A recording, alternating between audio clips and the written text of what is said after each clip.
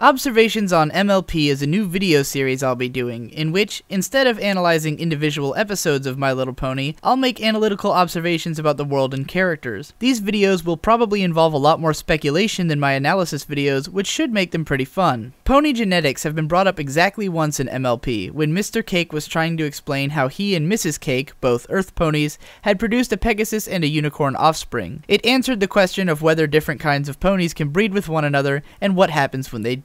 Still, the majority of the ponies we meet in this show have families that are all the same type of pony. For instance, the entirety of the massive Apple family consists of Earth ponies. Nevertheless, when you think about it, it's not different at all from human race relationships. Chances are you know or have met some people of mixed ethnicity, but I'm also willing to bet that most of the people you know are the product of parents of the same race. There's also a good chance you've had a white person or two explain to you how they're 1/18th Cherokee and 2/9 French and all this other shit that bored you to tears, but the end result seems to have been a white person. On the other hand, you may have a friend like mine who's half Filipino and half French, and even though he doesn't quite look like anyone else I've ever seen, is mostly typecast as Asian. My point is that people tend to mostly mate with others of the same race, and even if there's a little bit of a mix in their bloodline somewhere, you can't always tell the difference between someone who's got 2 continents in their genes and someone like me who's just white as all fuck. Ponies seem to be the same way, which is reasonable enough. I can easily see where an Earth pony would have frustrations with a mate who's predisposed to flying, or who can trivialize everything that they do with magic. We already know that ponies can be racist from studying their histories, so there's also the possibility of that as an undercurrent. In the case of the Apple family, it's probably a mix of a lot of emotions which can best be summed up as tradition. Remember how mad Applejack was with Twilight in Winter Wrap-Up when she defied the tradition of not using magic? I imagine this is the kind of emotion that keeps apples from marrying with them unicorn types. Sorry, I was trying to keep southern stereotypes out of this, but I'm from the kind of south anyways, so I know that these stereotypes do exist for a reason. Looking at the other families in the series, we have Pinky's All-Earth family, Twilight's unicorn parents, and hold on, what's up with Rarity's dad? If this guy is a unicorn, then his hat is covering it up. But wouldn't it be fascinating if he's an Earth pony? It wouldn't be surprising if Faust or someone else imagined him as an Earth pony but used the hat to disguise this so that young viewers wouldn't get confused by the fact that Rarity's parents were different pony types. What makes this great though is that Rarity's parents were designed to be embarrassing to her. They have a wretched fashion sense and speak with Midwestern accents, and it's obvious that Rarity has tried her hardest to be as distant from their style as possible. It would be pretty interesting to discover that Rarity had at some point dealt with shame over having an Earth pony father,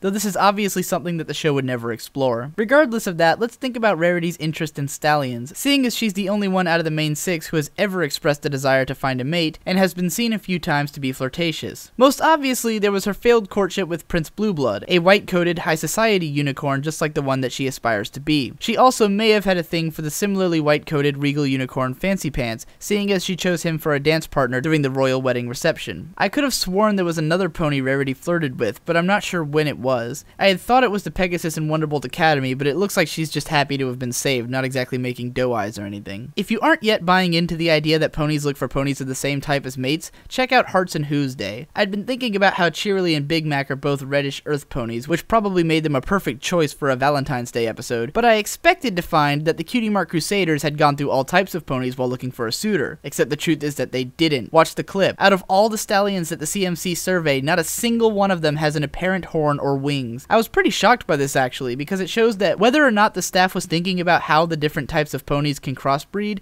they definitely made a point to have only Earth ponies be put under consideration as Cheerilee's suitor. So in conclusion, I think it's pretty rare for ponies to mate outside of their type, both for the practical reasons that I described above, and out of a sense of tradition, because on a practical level, the Apple family could do well to invite some unicorns into their bloodline. This doesn't mean you should stop writing your Twidash or Appleshy fanfics, but it's something that you might want to take into consideration when fleshing out those relationships. Anyways, I hope you enjoyed this observation video, and leave your comments about if you think I should do more of these. While you're at it, click a bunch of links in the description and have fun.